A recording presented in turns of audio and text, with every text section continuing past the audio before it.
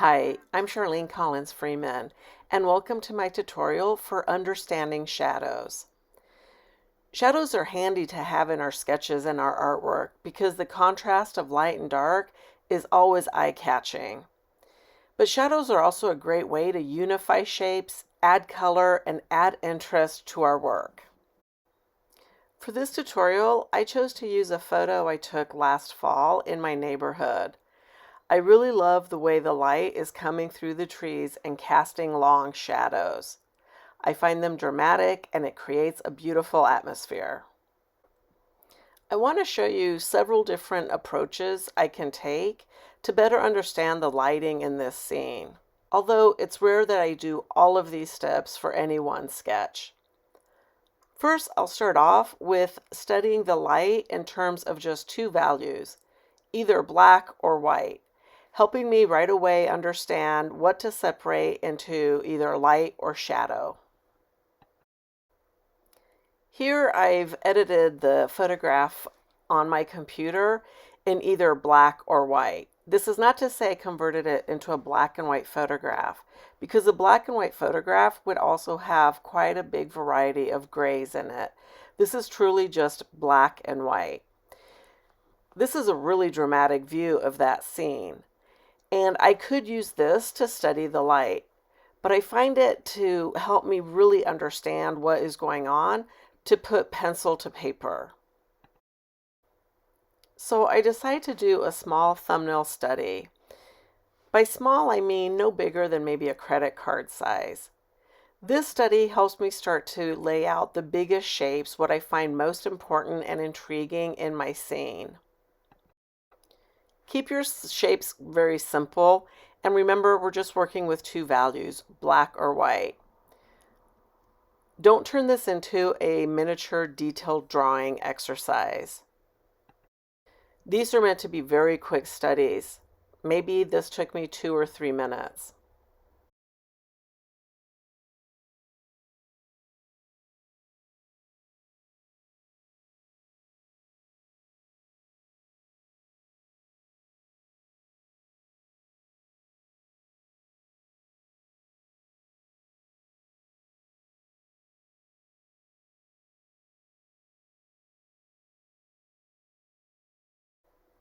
Or you might find it more useful to do a thumbnail study with 3 values, light, middle, and dark.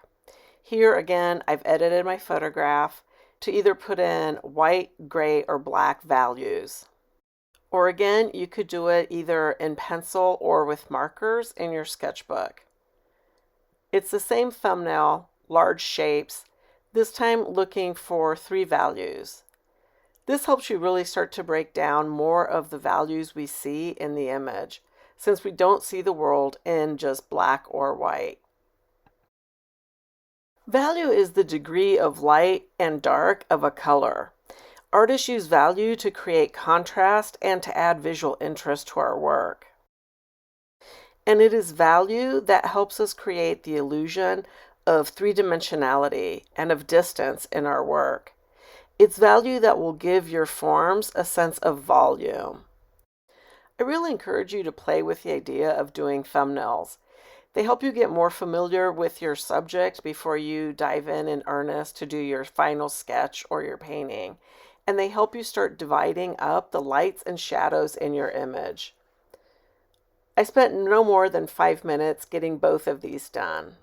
My favorite way to study a scene, to study both the composition and the lighting in it, is to do a monochromatic study. Generally, I do the drawing with waterproof ink, and I do the painting with either indigo or neutral tint. These monochromatic studies can be done fairly quickly, maybe just a little bit more detailed than the thumbnails we did earlier in pencil. Or they can be done as final sketches, much more detailed and accurate. It's completely up to you. And remember that all of these studies are also a way for you to edit what you see in front of you, whether it's the real world in front of you or a reference photo. Always give yourself permission to make changes. I also give myself permission not to draw in every little thing. I draw enough to where I feel like I'm comfortable switching to paint. In some instances, that might require more drawing, and in some instances, like this specific scene, I feel like I don't need to do a lot of drawing before I start painting. The point of doing these monochromatic studies is that it allows us to focus on value without juggling color. And personally, I love the way monochromatic paintings, especially done with the darker hues, look. And to help us really focus in on values, it's a great idea to convert your photos to black and white photos. And this time I really do mean traditional black and white photos with all the shades of gray in there.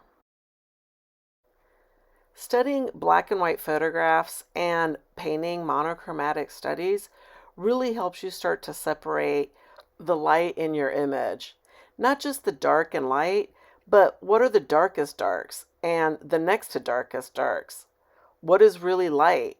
What is slightly darker than that really light? What are the darkest shadows? And what shadows are not quite as dark?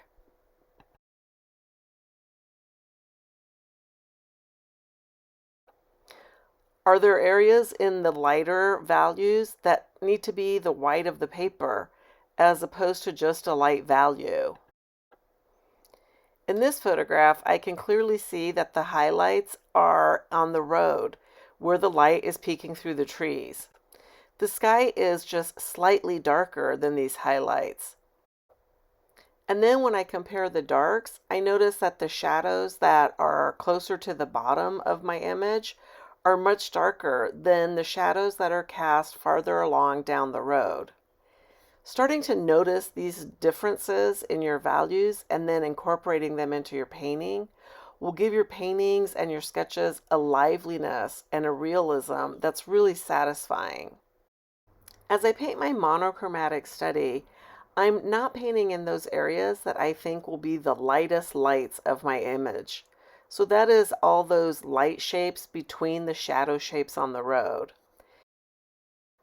The more contrast you paint into a scene, that is, the more steps you have between the lightest tones and the darkest, the more dramatic the scene will look, and the more depth you'll give it.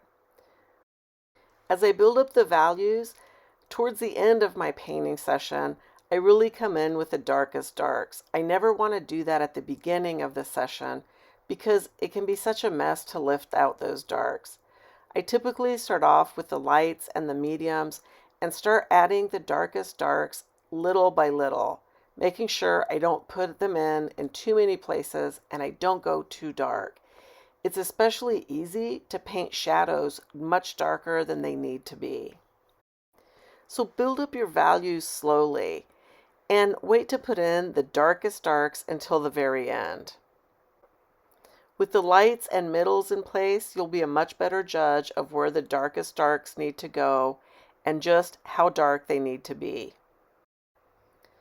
Whether you choose to do thumbnails or monochromatic studies or both to understand the light in your scene, you'll be better equipped for when you're ready to start painting in color. For my final sketch, I start off with my waterproof ink pen. And again, I only draw in what I think I'll need before I switch to painting. I don't draw every single detail on this scene, although there are plenty of other scenes where I might do a much more detailed drawing.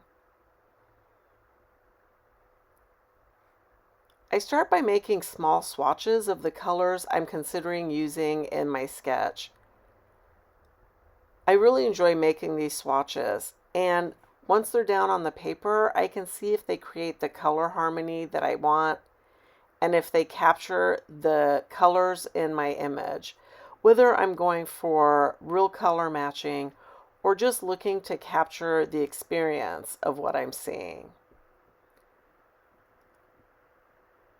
I started off with French ultramarine and then added a swatch of phthalo blue green shade. I plan on mixing those together to get the blue that I see in the sky. I made a swatch of rose of ultramarine, which is a great purpley color to use in shadows. Then quinacridone burnt orange, and new gamboge for the fall foliage. My green is green gold, and after I lined it up with the other colors, I decided I also needed to add another green. For that, I will add sap green. Also on this lineup are burnt sienna and indigo. Looking at my swatches, I decide that I'm happy with these choices. I'm not always interested in matching exactly the colors I see in my reference photo, but rather I'm interested in capturing the sense or the experience I had of being on this scene. I'm painting with wet paint onto dry paper, and I typically start off by painting the lightest areas I see.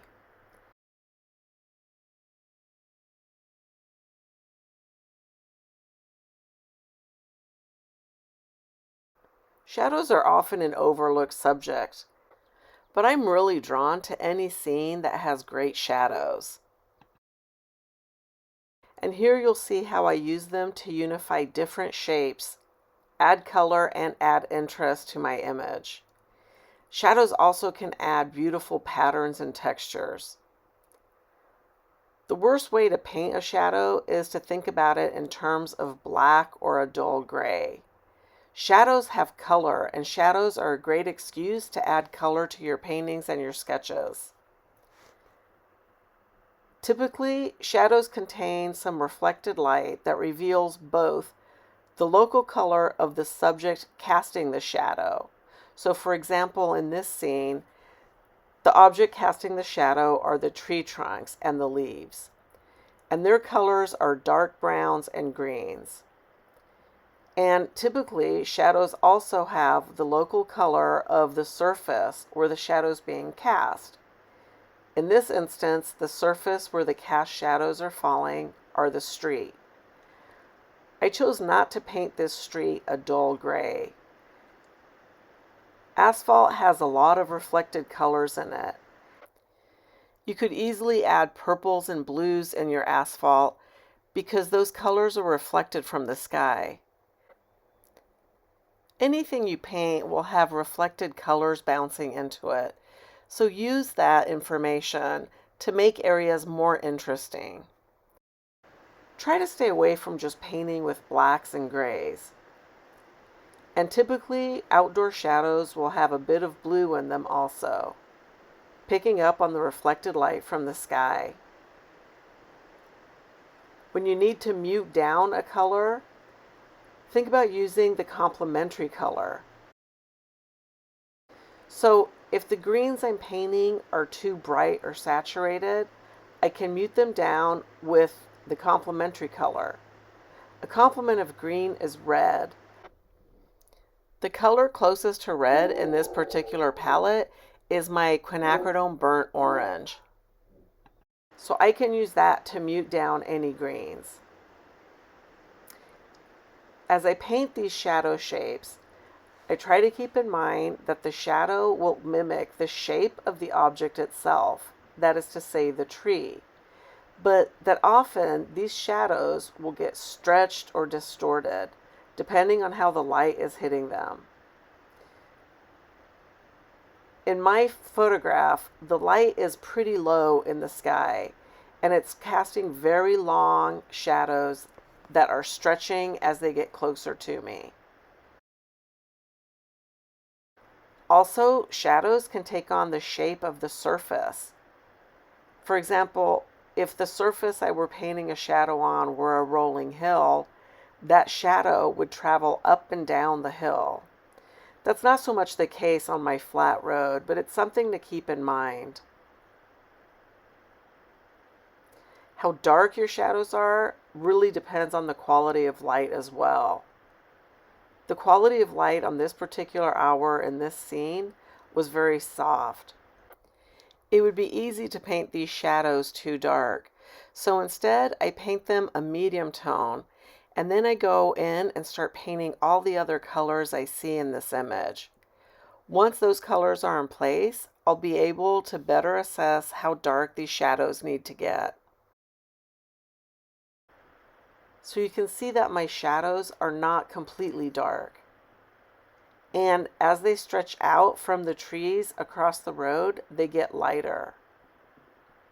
I want to differ the values and also differ the colors as I paint these shadows. While those shadow shapes are still damp, I touch in a little bit of the color I see bouncing around the image. Namely, some of those yellowy and orange colors I see from the leaves. I touch my brush to the road in a few little areas to give it an aspect of that yellow. One thing I really love about adding shadow shapes to a scene is that you can create lost and found edges. It's easy to think about each individual object in your scene as its own shape, but often shapes of shadows and shapes of light will continue from one object to the next, creating the sense of these objects merging together. For example, on the bottom left-hand corner of this scene, those shadows merge right into the tree above them. I really enjoy connecting shapes of light and connecting shapes of dark. They make the drawing and the painting so much more interesting.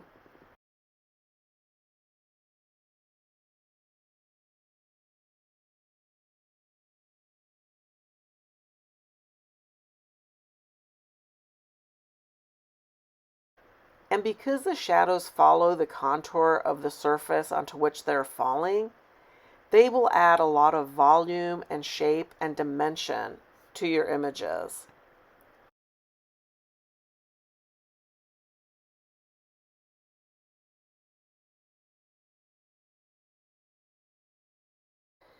As I continue to paint in my sketch, I'm focused on the colors that I see in the scene, but I also remember the monochromatic study and the thumbnail studies I did earlier, and that helps me understand just how dark or light these specific colors need to get.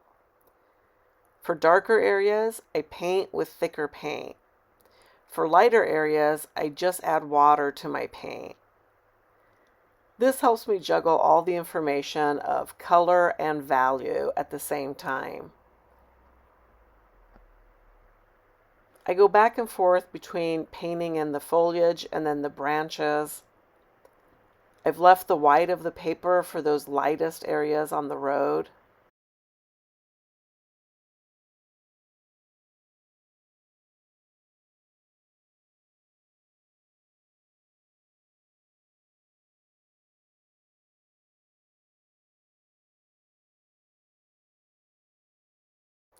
I have most of my light values and my middle values painted in now, so I can go ahead and start adding the darks.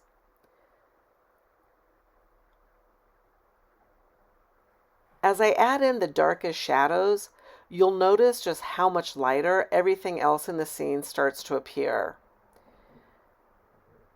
Values are relative, and that means it's hard to judge how light or dark something is until you've added the rest of the image in. For example, the shadows seem kind of dark now, but as I add the really darkest dark shadows in this image, you'll see that the road starts to almost glow. What seems really dark now will start to seem lighter and lighter as I continue to add dark marks throughout the sketch.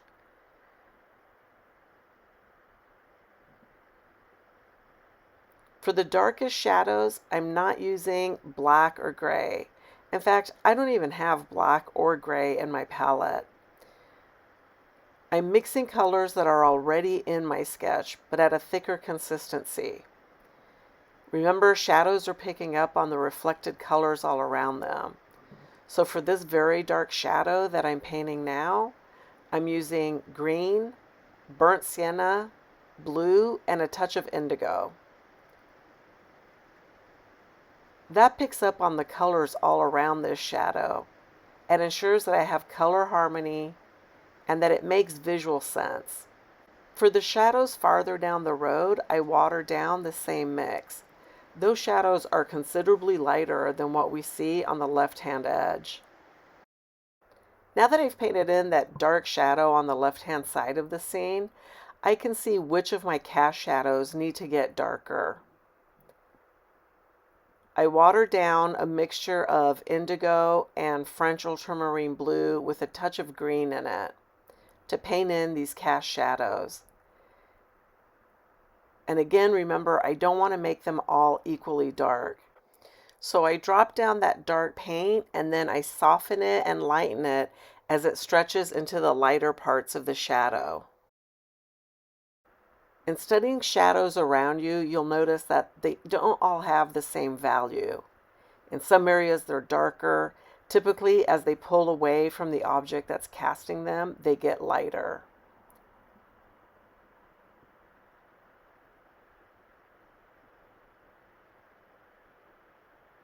And now I'm down to just painting the final details. These final details are some of the darkest darks in my scene. So once they're in place, I'll have to reassess if all the other shadows look as dark as they need to be.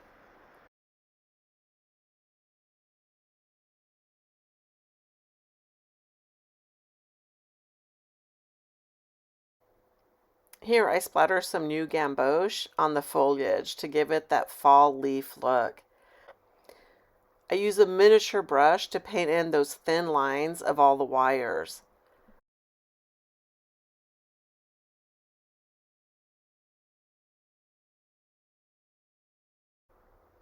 I do a final assessment of my colors and my values, the shape of my shadows, and I'm pretty happy with this sketch. I'm ready to call it done.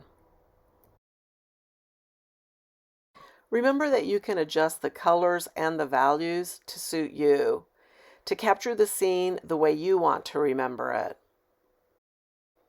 I hope you have found this tutorial useful, and as always, thank you for joining me.